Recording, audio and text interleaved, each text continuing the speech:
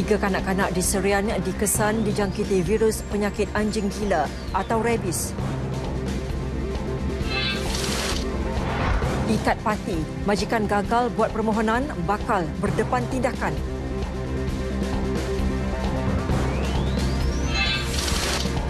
Cukai pelancongan, penggiat industri mohon pelanjutan tempoh sehingga 12 bulan.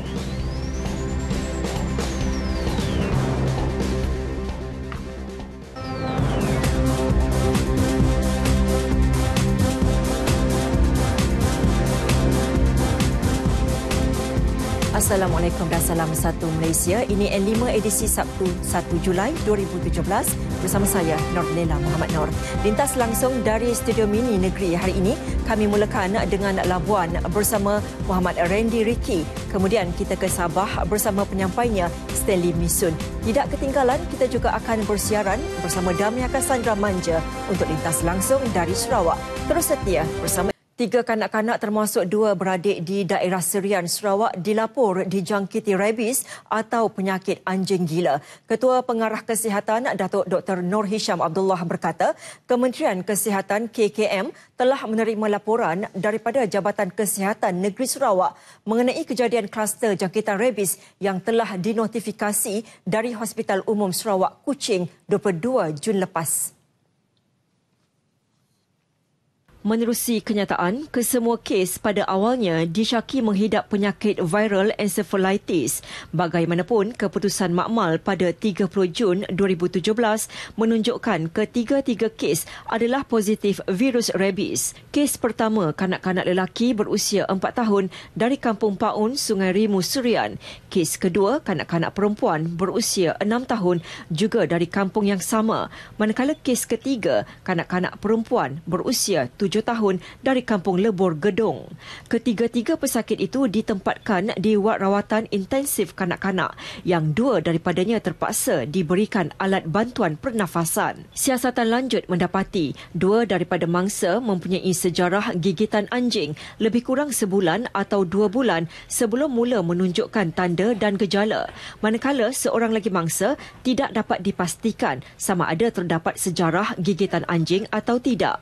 Berikutan kejadian ini, KKM mengambil beberapa langkah kawalan dan pencegahan termasuk menjalankan siasatan menyeluruh dan menjalankan pengesanan kes secara aktif dan pasif.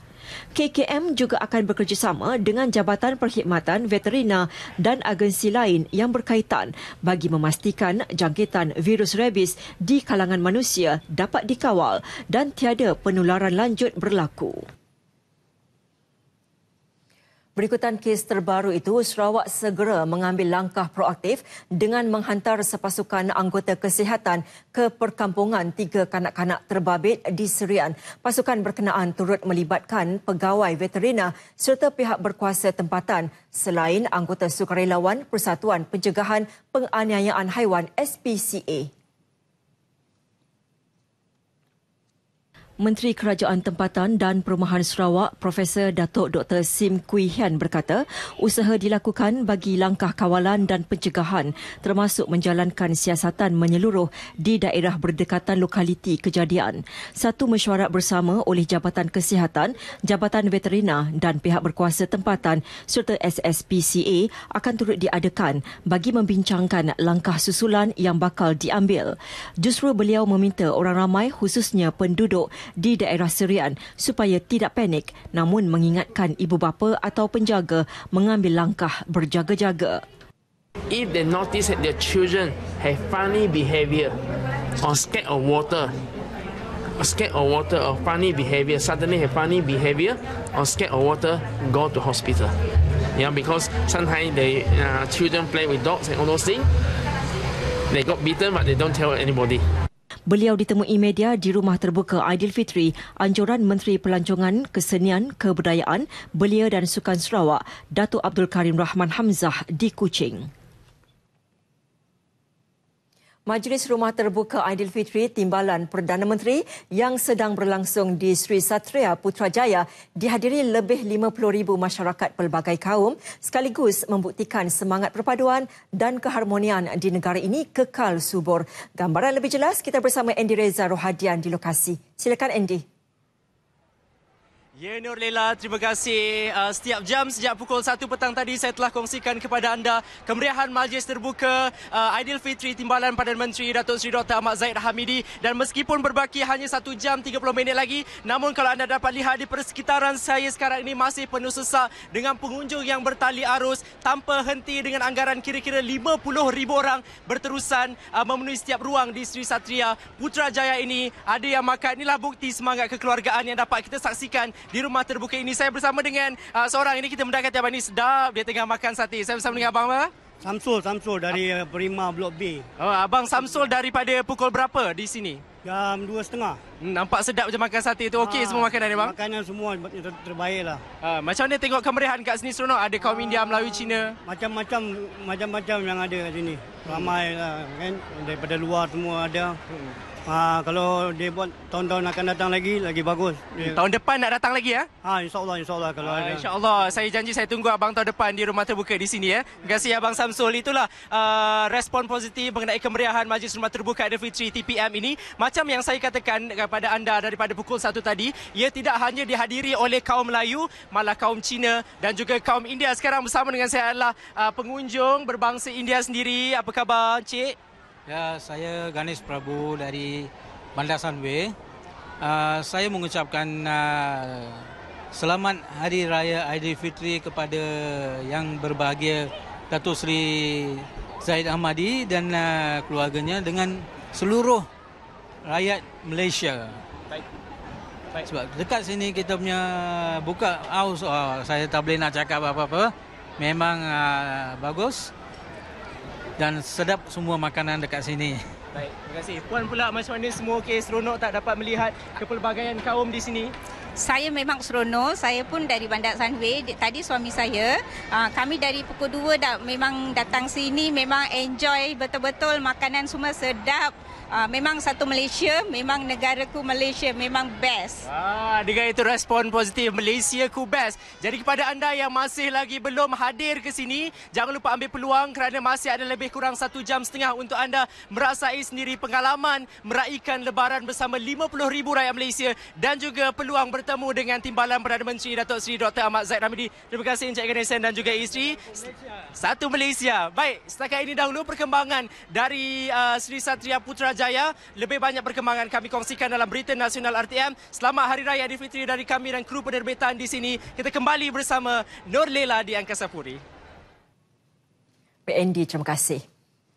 Dan saudara, terdahulu dalam sidang media, Timbalan Perdana Menteri Datuk Seri Dr. Ahmad Zahid Hamidi menegaskan Malaysia tidak pernah menamatkan pengeluaran permit kerja untuk warga Korea Utara. Sebaliknya, tiada sebarang arahan dikeluarkan berhubung perkara itu.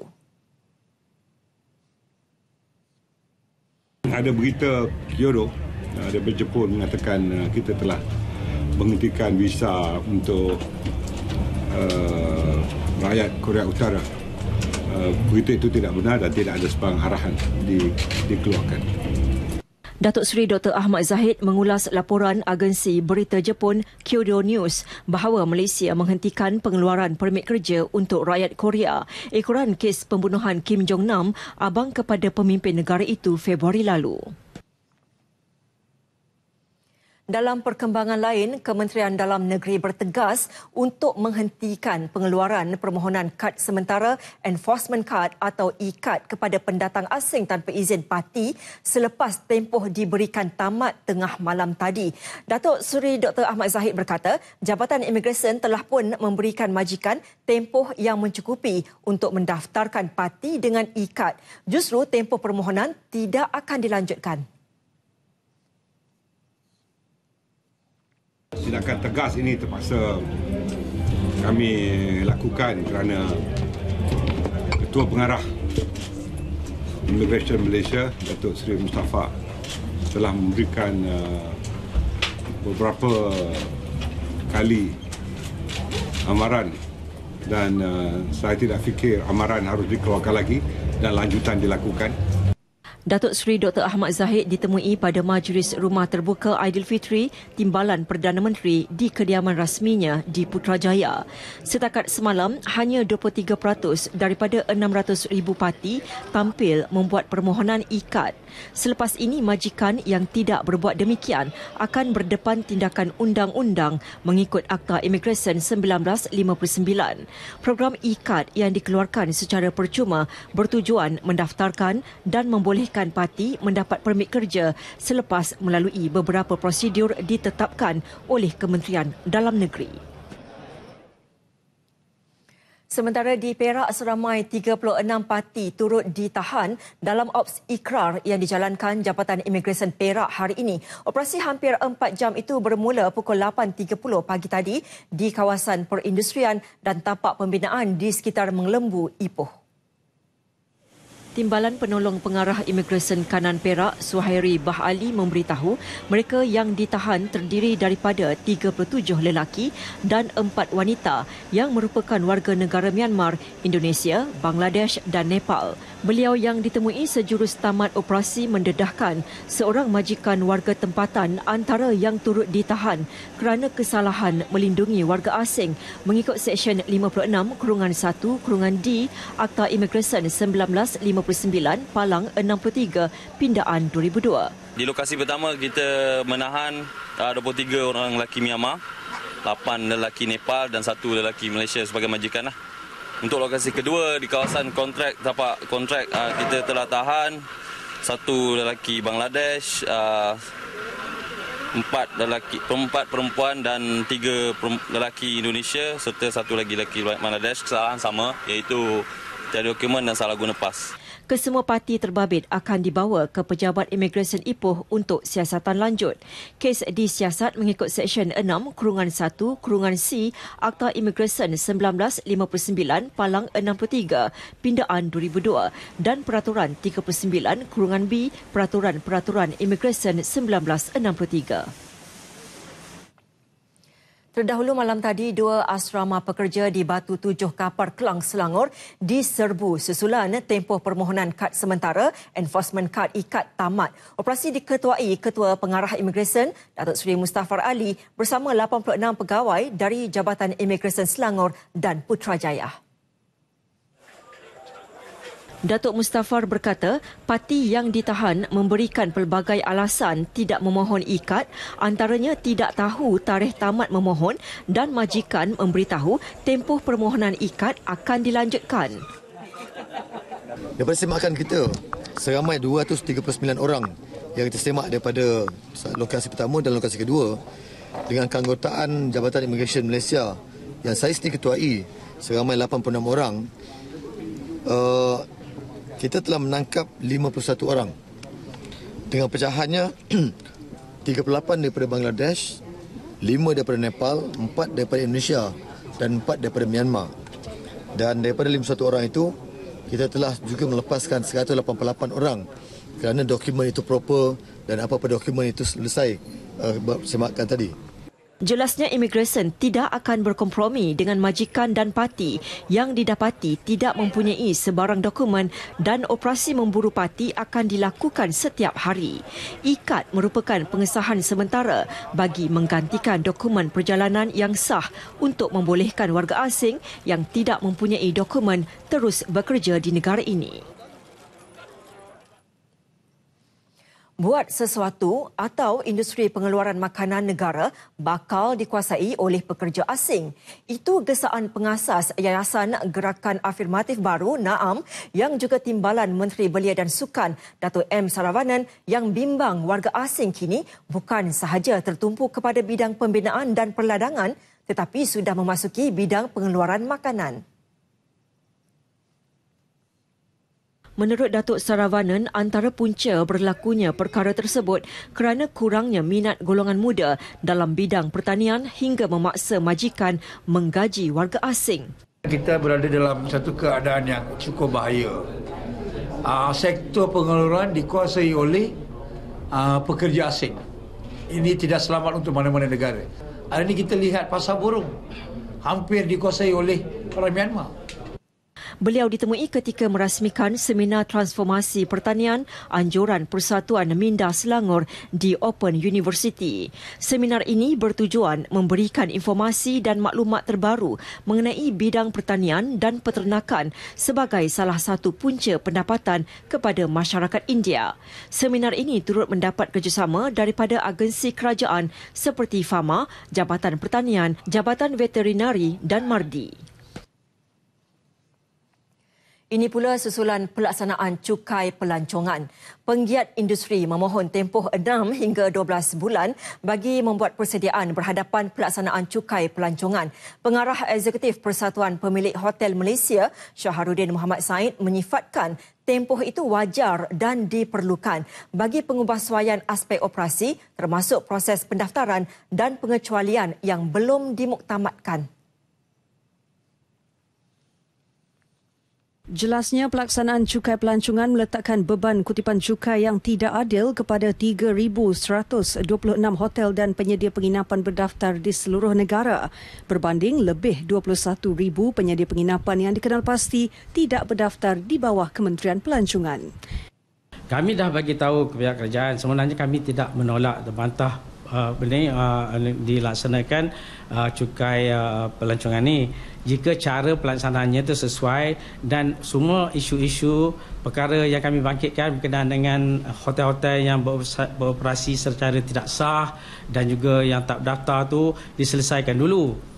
Persatuan Pemilik Hotel Malaysia turut meramalkan pelancong asing bakal mengurangkan tempoh penginapan susulan kos yang lebih tinggi. Selain itu, pelaksanaan cukai pelancongan itu dijangka menimbulkan kos operasi tambahan kepada penggiat industri. Kita dah pengalaman dengan upah suai menaikkan tingkat soal GST kan. Itu pun menggunakan sistem yang lain dan melibatkan kos tinggi. Tapi masa itu kerajaan ada bagi sikit sumbangan bantuan allowance dan sebagainya. Tapi tak banyak. Kos dia ada yang sampai RM20,000, RM30,000. Yang ini kita belum tanya lagi berapa banyak. Mungkin tak sebanyak itu tapi ada kos tambahan kepada kita dalam segi operasi ya untuk meningkatkan sistem kita dan ubah suai untuk melaksanakan kutipan cukai yang baru ni. Menteri Pelancongan dan Kebudayaan Datuk Seri Nazri Aziz baru-baru ini memaklumkan cukai pelancongan ditunda pelaksanaannya sehingga 1 Ogos ini susulan sistem sedia ada masih belum lengkap. Selain itu, kerajaan hanya akan mengenakan cukai pelancongan kepada warga asing yang bermalam di semua jenis hotel. Rakyat Malaysia bagaimanapun akan dikecualikan daripada cukai pelancongan sekiranya menginap di hotel bertaraf 3 bintang dan ke bawah. Pelaksanaan cukai pelancongan di bawah rang Undang-Undang Cukai Pelancongan 2017 yang diluluskan di Parlimen April lepas sepatutnya berkuat kuasa hari ini. 6,000 anggota polis masih ditempatkan di beberapa lokasi di seluruh negara bagi melancarkan aliran lalu lintas sempena Ops Selamat 11 Hari Raya Aidilfitri yang berakhir esok. Pengarah Jabatan Siasatan dan Penguatkuasaan Trafik JSPT Bukit Aman, Senior Assistant Commissioner SAC Syarul Osman Mansor memaklumkan anggota berkenaan sentiasa bersiap siaga untuk memastikan kelancaran kenderaan serta keselamatan pengguna jalan raya dari kampung halaman ke destinasi pilihan. Menurutnya, bermula hari ini dan esok dijangka akan berlaku pertambahan kenderaan di lebuhraya Persekutuan dan Jalan Negeri menuju ke ibu kota berikutan sesi persekolahan yang bermula Isnin.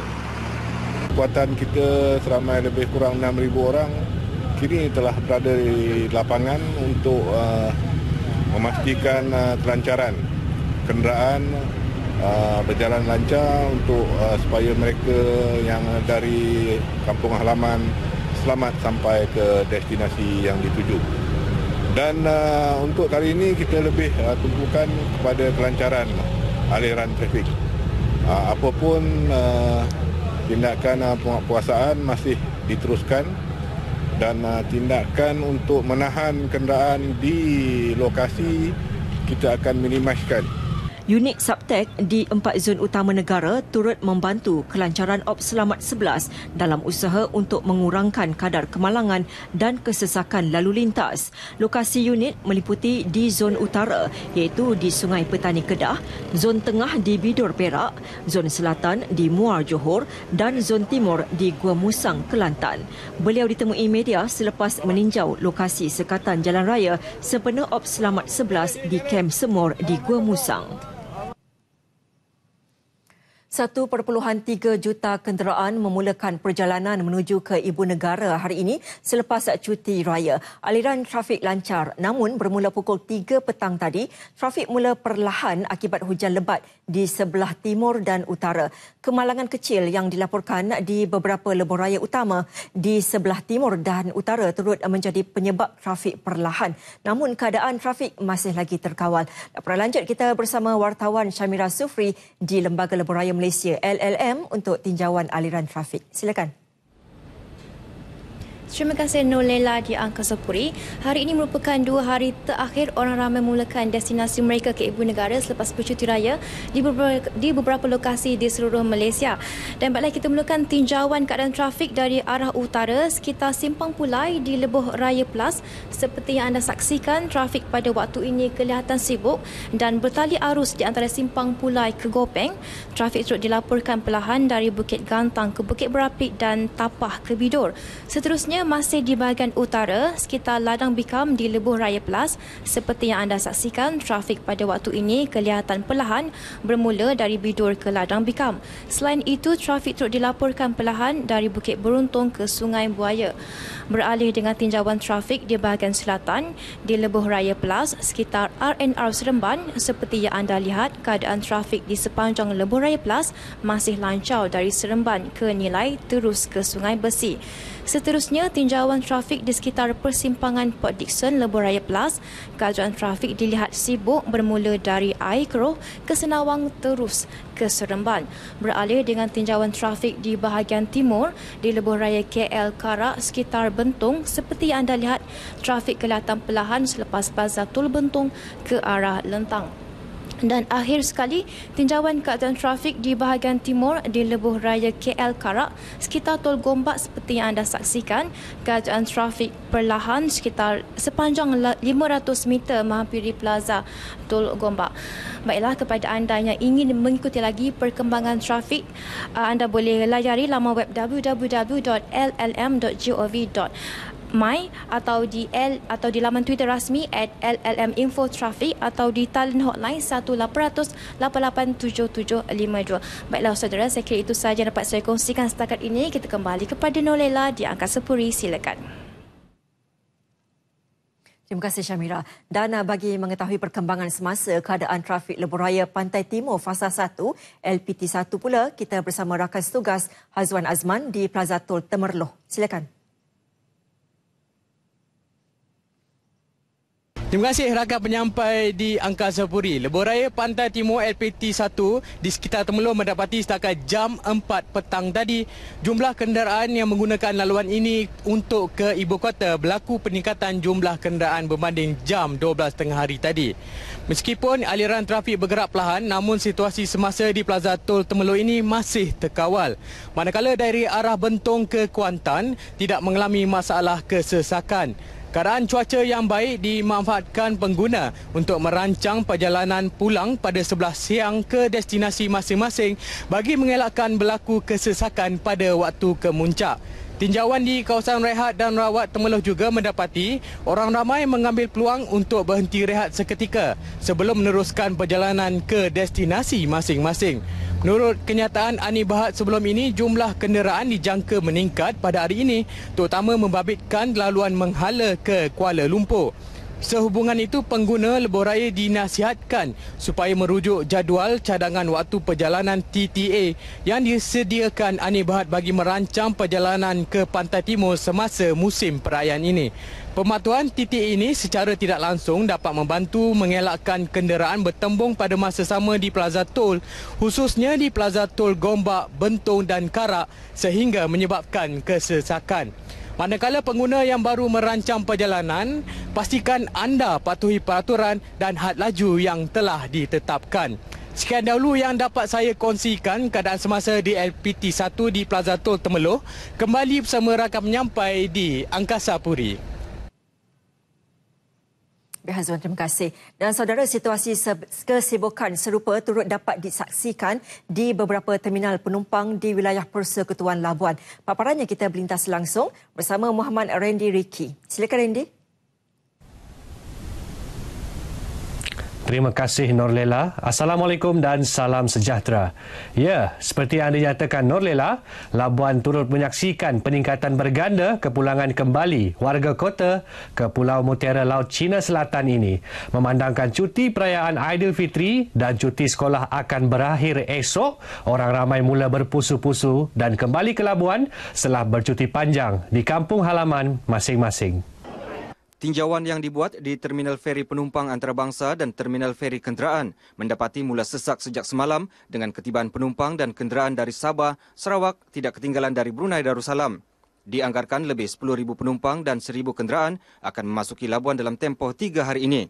Pilihan orang ramai pastinya menerusi perkhidmatan feri kenderaan, feri ekspres mahupun bot laju yang merupakan penghubung utama antara Labuan dengan Tanah Besar Borneo menerusi pengangkutan laut.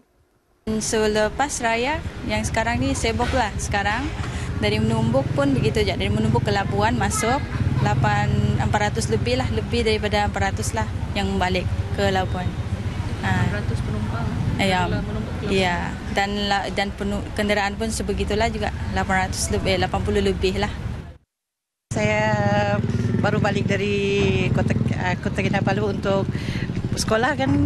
Dah lama lagi buka sekolah, jadi paksalah balik dari balik cuti raya. Kami baru sampai Labuan, kami daripada KK, kami lepas cuti raya.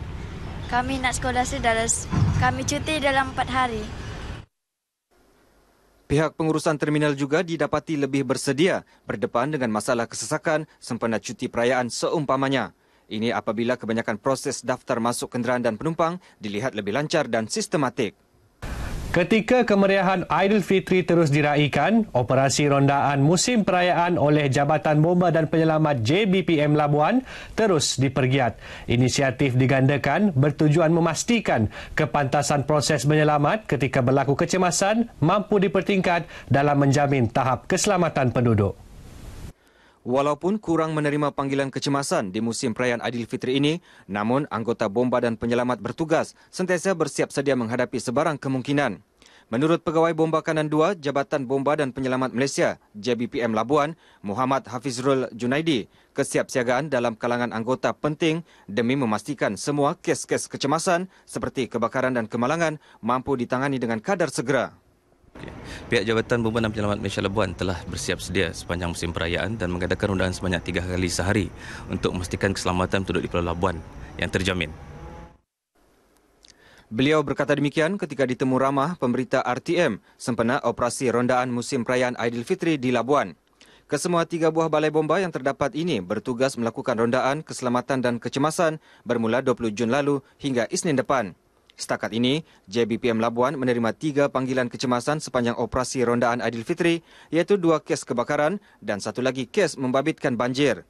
Sepanjang tempoh Januari hingga Jun tahun ini, sebanyak 286 panggilan kes kecemasan dan penyelamatan direkodkan. Dalam kebanyakan umat Islam bergembira menyambut kedatangan Syawal, Aidilfitri mungkin ada definisi berbeza buat penghuni di penjara. Meski tidak disambut meriah seperti di kediaman sendiri, namun kehadiran ahli keluarga yang sudi menjenguk setidak-tidaknya mampu menjadi pengubat rindu mereka.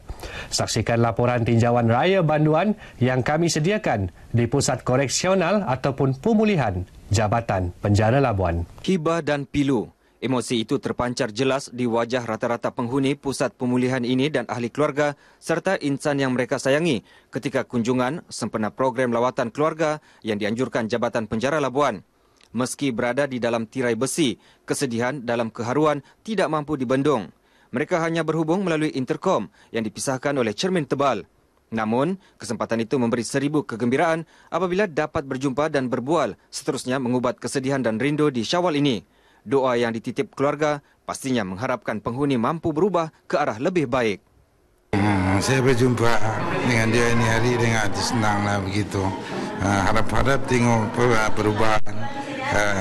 Rasa-rasa sudah incap lah begitu.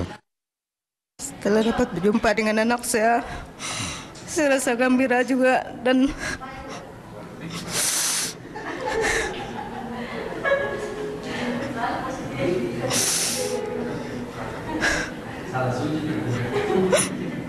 sangat sedih juga di hari begini.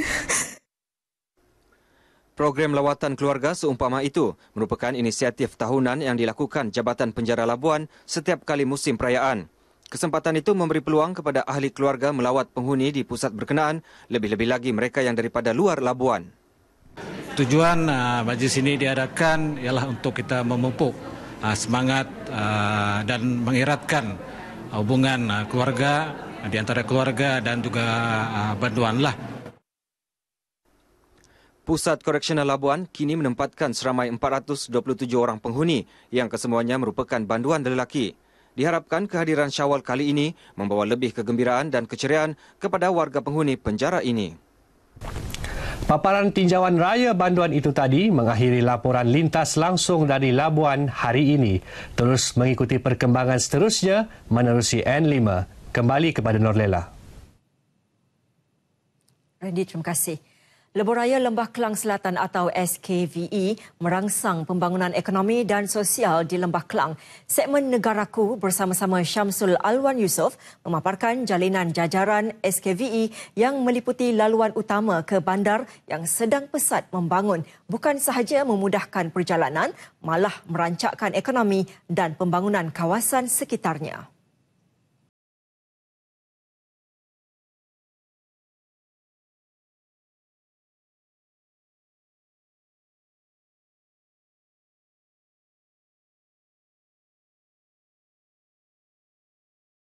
Jaringan perhubungan merupakan salah satu kemudahan yang perlu disediakan bagi memberi kemudahan kepada pergerakan penduduk dan barangan. Di samping itu, jaringan perhubungan yang baik juga menjadi pemangkin kepada pertumbuhan sesebuah kawasan atau wilayah. Antara pekan kecil yang mendapat manfaat secara langsung daripada kewujudan SKVE adalah Teluk Palimegarang dalam daerah Kuala Langat, Selangor. Pembangunan infrastruktur atau pertumbuhan ekonominya semakin pesat dan bermanfaat penduduk kawasan sekitarnya. SKVE ini memang untuk penduduk Kuala Langat memang memberi manfaat yang sangat besar lah. Kalau dulu kita, kalau di waktu petang kita perlu 3 jam untuk daripada KL nak sampai ke Banting. Sekarang paling lewat pun dalam 1.5 jam.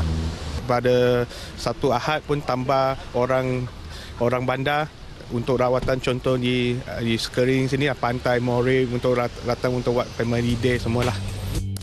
Lebuhraya sejauh 52 km ini menyediakan laluan terus dari Putrajaya ke Pelabuhan Kelang. Limpahan dari kemudahan dan perhubungan itu membantu pertumbuhan kawasan-kawasan baharu termasuk kawasan perumahan dan industri di sekitar selatan Lembah Kelang. Sebelum ada semasa pergi ke Kelanggar Syaram, kita memang sangkut jam lah semasa. Sekarang kita boleh elakkan jam. SKVE ini yang pertama saya daripada segi sudut pembangunan ekonominya, di mana mempendekkan perjalanan daripada Putrajaya sampai ke Port Klang lah, dan secara tidak langsung dia telah membangunkan nilai hartanah daripada segi pembangunan perumahan dan sebagainya. Pemimpin setempat mengakui kewujudan SKVE ini bukti komitmen Kerajaan Persekutuan mewujudkan rangkaian hubungan jalan raya yang mendatangkan limpahan pembangunan di kawasan sekitar. Kalau kita nak membangunkan ekonomi ke sosial ke, kita tidak ada pilihan lain kecuali kita kena bangunkan sesuatu tempat itu lebuh rayanya dulu. Sebab bila lebuh rayanya dibina begitu baik, automatik ekonomi dia, harga-harga tanah, harga rumah meningkat naik. Dulu di kawasan Teluk Palimegarang ni orang tak kenal. Keseluruhan jajaran SKVE bermula dari persimpangan bertingkat di Universiti Tenaga Nasional UNITEN, merentasi Lebuhraya Utara Selatan Bunga Tengah Ilik serta cadangan Lebuhraya pesisiran Pantai Barat sebelum berakhir di Jalan Lingkaran Pulau Indah di Kelang. Syamsul Alwan Yusof untuk berita RTN.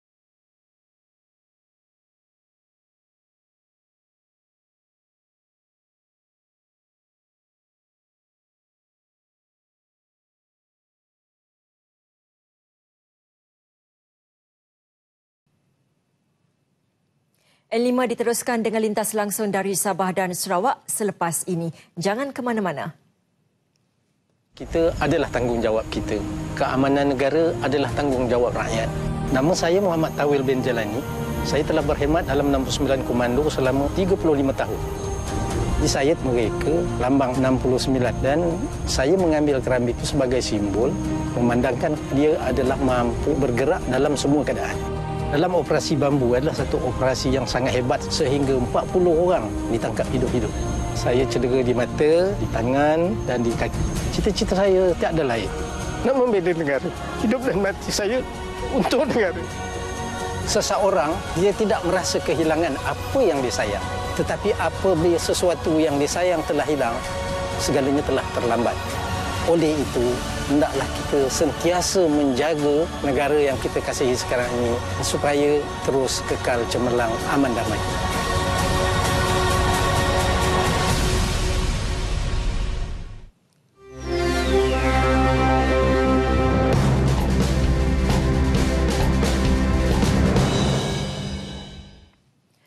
Bertemu kembali. Lintas langsung dari Sabah hari ini antara lain, Naib Ketua Wanita UMNO Sabah alu-alukan penyenaraian 20 calon wanita BN Negeri dalam pilihan raya umum akan datang. Stanley Misun ada laporan penuh. Silakan Stanley.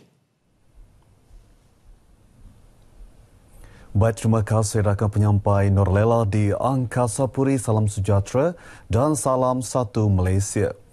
Penyenaraian 20 calon wanita Barisan Nasional BN Sabah dalam pilihan raya umum akan datang, bukti kerajaan mengiktiraf dan mengalu-alukan sumbangan wanita dalam pembangunan politik dan sosial ekonomi negara. Naib Ketua Pergerakan Wanita UMNO Datuk Hajah Azizah Datuk Muhammad Dun berharap kesemua 20 calon muka baharu dan lama yang disenaraikan itu berpeluang untuk menang dalam PRU 14. Wanita kita yang dikemukakan ini adalah wanita-wanita yang sudah pun bekerja, yang telah pun melaksanakan pelbagai usaha mereka sebagai pemimpin, sama ada di peringkat DUN ataupun di peringkat kawasan parlimen, dan juga mereka ini telah mempunyai bakat-bakat yang selama itu tersimpan. Saya percaya mereka ada keupayaan untuk kejayaan untuk menang. Dan tidak ada sebab mereka ini tidak diberikan tempat dan peluang untuk menjadi calon. Datuk Azizah yang juga Timbalan Menteri Pembangunan Wanita, Keluarga dan Masyarakat berkata, sekiranya kesemua calon tersenarai itu dipilih, peratusan penglibatan wanita dalam kerajaan akan mencapai 33%, iaitu melebihi sasaran 30%. Ia sekaligus membuktikan keyakinan kerajaan terhadap kemampuan wanita dalam membuat keputusan termasuk dalam arena politik negara. Datuk Azizah yang juga ahli Parlimen Beaufort ditemui media dalam majlis rumah terbuka Aidilfitrinya di Dewan Baru Beaufort. Lebih 6,000 orang terdiri daripada pelbagai kaum dan agama mengunjungi majlis ini. Program penanaman semula kelapa sawit Lembaga Kemajuan Tanah Negeri Sabah LKTNS di Sandakan dan Tawau yang masuk tahun kedua kini berjalan lancar. Pengerusi LKTNS Datuk Seri Panglima Haji Abdul Rahim Ismail berkata kira-kira 7,000 peneroka kelapa sawit terdiri daripada golongan miskin di kedua-dua kawasan tersebut turut menerima alaun RM800 sebulan. Alaun tersebut merupakan bantuan awal menerusi program penanaman semula kelapa sawit berkeluasan 5,000 hektar itu. Datuk Rahim yang juga anggota Dewan Undangan Negeri Adun Pantai Manis ditemui pemberita RTM dalam majlis rumah terbuka Aidilfitri LKTNS dan DUN Pantai Manis di Papar. Dalam majlis ini, Datuk Rahim turut menyampaikan sumbangan LKTNS kepada Masjid Jariah Kampung Buang Sayang, Madrasah Mahat Tahfiz Al-Quran Kampung Benoni dan Madrasah Mahat Tahfiz Kampung Sungai Padang Papar. Pusat Konservasi Burung Madu Borneo BSCC di Sepilok Sandakan terus menerima peningkatan jumlah pelawat setiap tahun sejak dibuka kepada orang ramai pada 2014. Tahun lepas ia menerima 61,538 pelawat berbanding 51,858 pelawat pada 2015 dan 48,506 pelawat pada 2014. Menurut pengasas dan Ketua Pegawai Eksekutif BSPCC Wong Siu Tis, tahun lepas ramai 25,027 pelawat merupakan warga Malaysia, manakala pelawat luar negara paling ramai ialah dari United Kingdom berjumlah 13,991 orang, diikuti Australia 5,957 orang dan Amerika Syarikat 2,418 orang. Bercakap di Sandakan, katanya pusat ini mula beroperasi pada 2008, namun hanya dibuka kepada orang ramai selepas penyediaan kemudahan kepada pelawat siap. BSBCC yang beroperasi di kawasan seluas 2.5 hektar menempatkan 44 beruang madu yang diselamatkan. Pusat ini dilengkapi kemudahan seperti kandang hutan besar untuk menyediakan persekitaran semula jadi sesuai dengan keperluan dan kebajikan beruang madu serta memudahkan pemulihan kehidupan liar ini kembali ke dalam hutan. Baik, sekian berita dari Sabah petang ini. Kembali kepada Norlela di Angkasa Puri. Silakan. Stanley, terima kasih. Baiklah saudara, sebelum kita berlintas langsung ke Sarawak, ini berita yang baru saja kami terima. Sebuah kebakaran berlaku di perkampungan air di Kampung Hidayat Batu 4, Jalan Apas Tawau, Sabah, kira-kira 3.30 petang tadi. Menurut wartawan kami Tamrin Jamil, pihak bomba dan penyelamat berusaha memadamkan kebakaran yang marak. Dan setakat ini jumlah rumah yang musnah akibat kebakaran belum diketahui. Sementara terdapat 3,750 penduduk didaftarkan tinggal di Kampung Hidayat tersebut dan tidak termasuk warga asing. Berita penuh dalam Nasional 8 malam ini. Baiklah, kita terus saja ke perkembangan berita dari Kuching, Sarawak. Antara paparan utama, Ketua Menteri Dato' Amar Abang Johari Tun Oping beri jaminan projek baik pulih sekolah Daif akan disegerakan. Laporannya kita bersama rakan penyampai Damia Cassandra Manja. Silakan Damia. Baik, terima kasih Nulila. Assalamualaikum dan salam satu Malaysia. Penyediaan prasarana sekolah yang selesa dan lengkap di lebih 1,000 buah sekolah daif di negeri ini, khususnya di luar bandar, akan disegerakan. Memberi jaminan tersebut, Ketua Menteri Dato' Amar Abang Johari Tun Oping bagaimanapun berkata keutamaan akan diberikan kepada 460 buah sekolah yang mempunyai prasarana yang disifatkan sangat kritikal. Tambahnya, kerajaan juga akan mengambil pendekatan meletakkan murid dari sekolah yang dikategorikan sebagai sekolah kurang murid di satu sekolah yang dilengkapi prasarana yang secukupnya. Pendekatan itu sejajar dengan hasrat kerajaan dalam melahirkan generasi yang berfikiran global dan berjaya dalam ekonomi digital ke arah memacu pembangunan negeri. Ketua Menteri berkata demikian ketika berucap pada Majlis Ramah Tamah Aidilfitri, anjuran Parti Pesaka Bumi Putera Bersatu PBB Sibu. Dalam perkembangan lain, beliau mendedahkan sejumlah RM100 juta akan diperuntukkan sebagai modal permulaan bagi membantu memajukan golongan usahawan dalam sektor pertanian luar bandar. Ia akan dilaksanakan pada tahun depan bagi menyokong dasar kemajuan keusahawanan sektor pertanian luar bandar di bawah Kementerian Pemodenan Pertanian, Tanah Adat dan Pembangunan Wilayah. Kementerian Pelancongan, Kesenian, Kebudayaan, Belia dan Sukan akan mengadakan pertemuan dengan Kementerian Pelancongan, Kebudayaan dan Alam Sekitar Sabah dalam masa terdekat bagi membincangkan isu berkaitan pelaksanaan cukai pelancongan dan mengambil pendirian bersama berhubung perkara itu. I'll be going down to Sabah on the 4th. We'll be having our meeting in Sabah. God willing, insyaAllah we will come up with something, a common stand Sabah and Sarawak. Ditanya mengenai pelaksanaan cukai pelancongan yang ditunda kepada 1 Ogos, Dato' Abdul Karim memberitahu cukai tersebut tetap tidak akan dilaksanakan di Sarawak mengikut tarikh tersebut.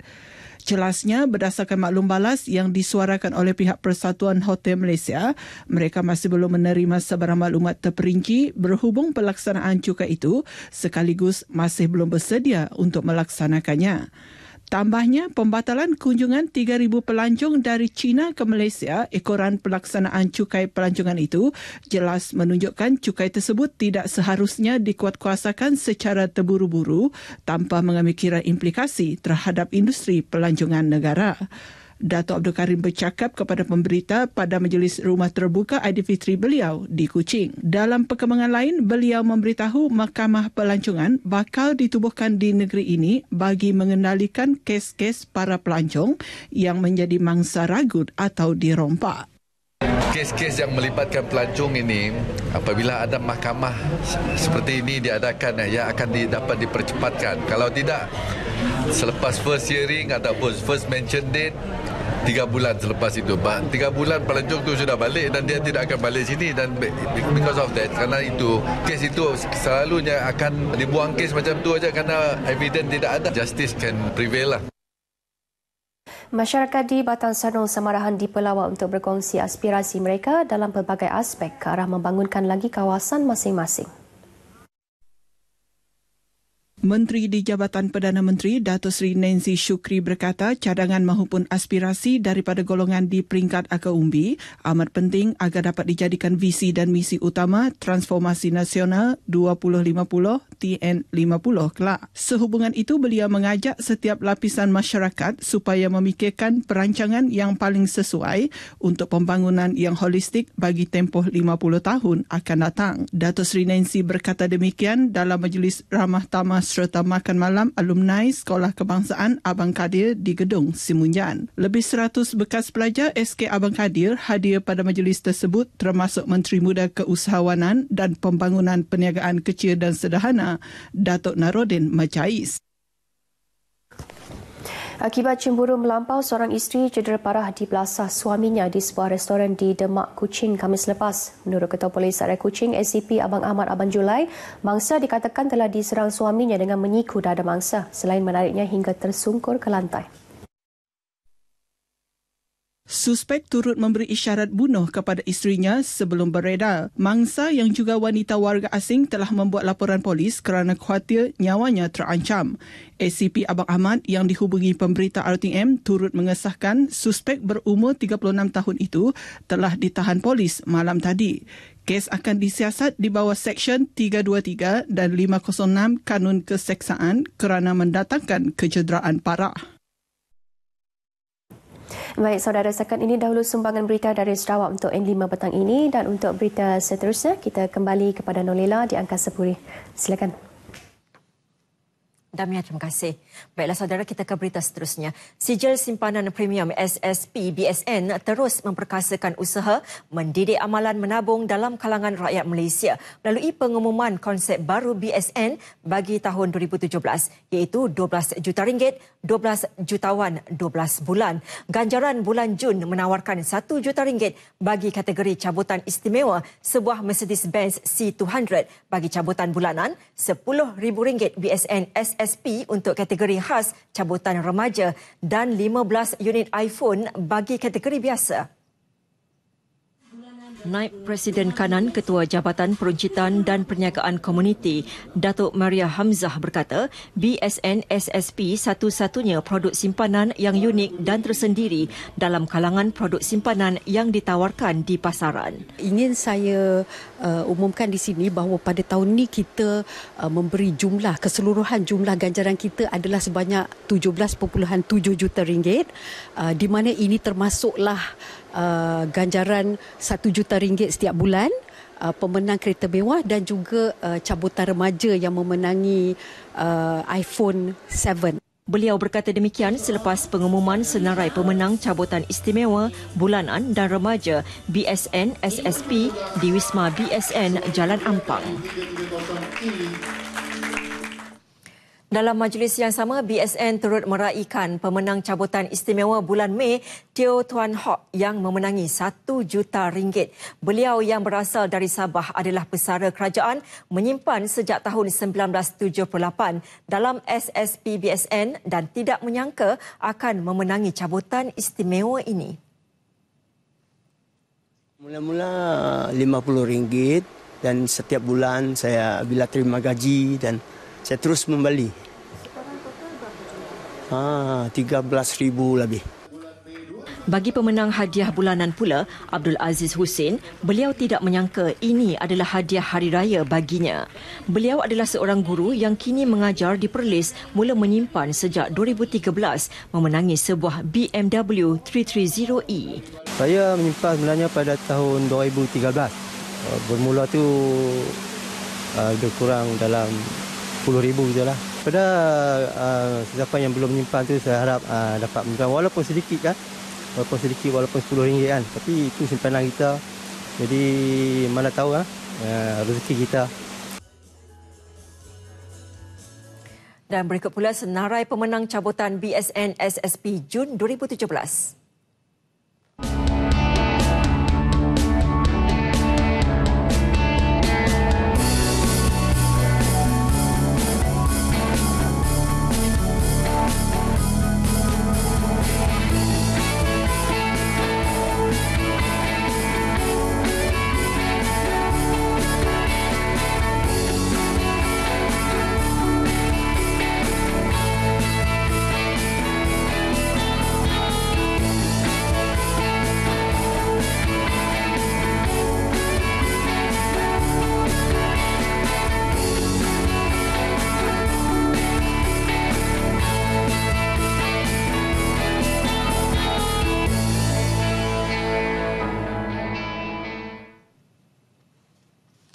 Mencontohi semangat kuda berlari laju untuk menang perlumbaan dan lebih laju jika diberi galakan. Itu antara sifat kuda yang boleh diselami dan dicontohi. Mendekati haiwan ini boleh memberi satu kepuasan, apatah lagi menceburi bidang berkaitannya. Bersama Siti Salwa Yusof dalam laporannya Kuda Sisik. Menarik dan mengujakan. Itu yang boleh digambarkan ketika masuk ke ladang kuda ras pelana sisik di Kota Tinggi Johor.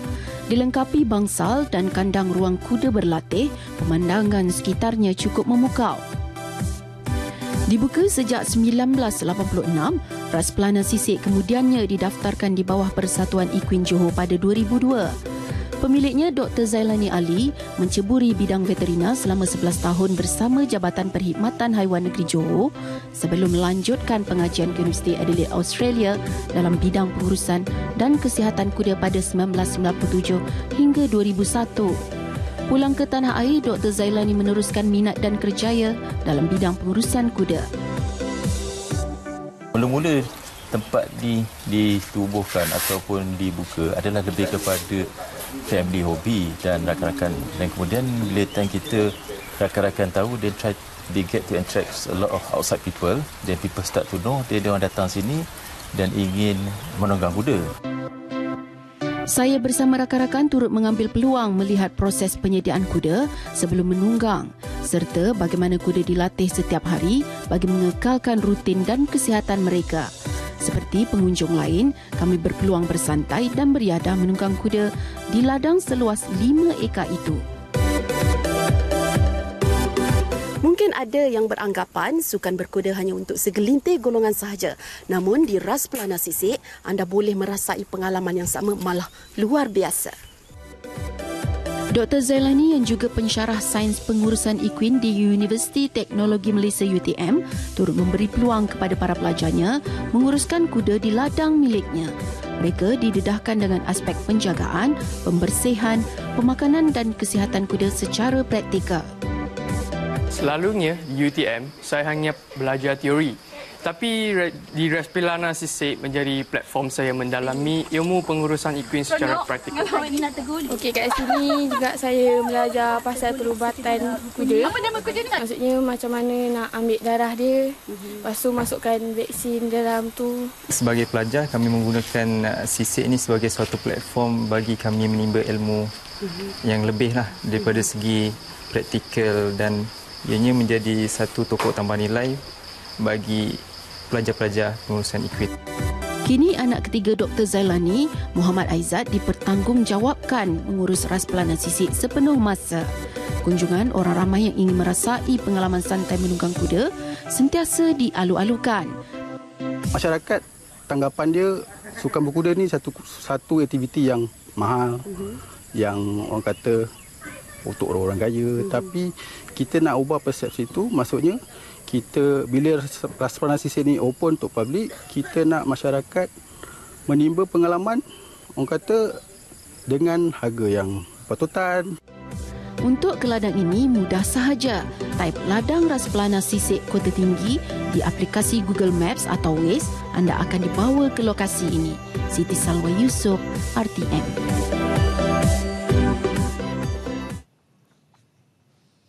Bekas pengawal ehwal semasa TV Rohana Abu Kasim meninggal dunia kira-kira pukul 2:01 petang. Allahyarham 67 tahun meninggal dunia berikutan komplikasi sakit buah pinggang. Allahyarham menghembuskan nafas terakhir di Hospital Kajang. Jenazah akan disolatkan di Masjid Taman Ceras Jaya Balakong selepas asar dan dikebumikan di Tanah Perkuburan Islam Ceras Batu 10. Allahyarham Rohana Abu Kasim menyertai RTM pada awal 70-an. Sepanjang bersama RTM, Allahyarham pernah bertugas sebagai penerbit di unit ehwal semasa TV dan unit pembangunan dan pertanian TV serta ketua unit latihan di Institut Penyiaran Tun Abdul Razak Ibtar. Allahyarham bersara pada 2005. Baiklah saudara, seterusnya laporan cuaca kita bersama Nur Farha Abdul Halim di Jabatan Meteorologi Malaysia. Silakan. Baik, terima kasih rakan penyampai di Angkasa Puri. Assalamualaikum dan salam satu Malaysia. Bersama saya Farah Halim dari Met Malaysia untuk info cuaca pada petang ini. Kita lihat kepada paparan carta angin. Corak tiupan angin kini bergerak dari arah tenggara menuju ke rantau negara kita dengan kelajuan yang agak perlahan sekitar 10 ke 20 km sejam. Dan seterusnya kita beralih ke paparan imej satelit untuk melihat keadaan cuaca semasa. Pada ketika ini dapat diperhatikan kelompok awan aktif lebih tertumpu di sekitar kawasan perairan pantai barat Semenanjung Malaysia dan juga di sekitar kawasan perairan Sulu negeri Sabah, di mana boleh memberikan keadaan cuaca yang lembap dan boleh mengakibatkan hujan berseteribut petir di kawasan terbabit. Dan pada ketika ini hujan berseteribut petir kini sedang berlaku di sekitar kawasan negeri Perak, Pahang dan juga negeri Johor, yang mana dijangkakan akan mula reda menjelang petang nanti. Dan Met Malaysia juga meramalkan hujan akan mula masuk di 1-2 tempat di sekitar negeri Kelantan dan Terengganu menjelang malam nanti. Dapat diperhatikan di sekitar negeri Sabah dan juga Sarawak, hujan mula berlaku di 1-2 bahagian di bahagian Kudat dan juga di bahagian Limbang negeri Sarawak yang dijangkakan akan mula reda menjelang awal malam nanti. Sekian saja info cuaca untuk kali ini. Sebelum berpisah, kita lihat ramalan cuaca bagi bandar-bandar utama di seluruh Malaysia sepanjang malam nanti. Saya Farah Halim. Assalamualaikum.